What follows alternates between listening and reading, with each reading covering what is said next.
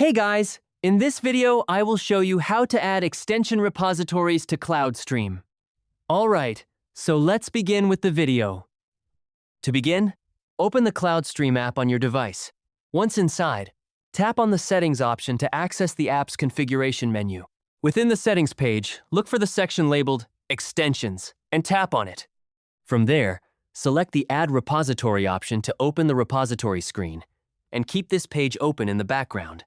Next, switch over to your web browser while leaving Cloudstream running.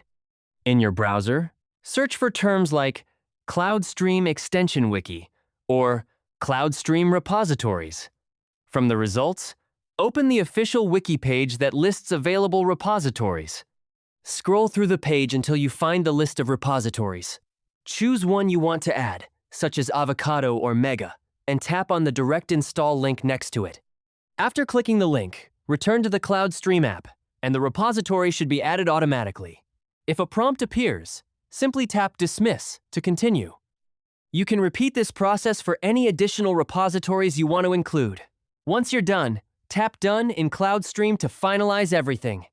Finally, go back into Settings, open the Extensions section again, and tap on any repository you added to view and manage its available extensions. And that's it!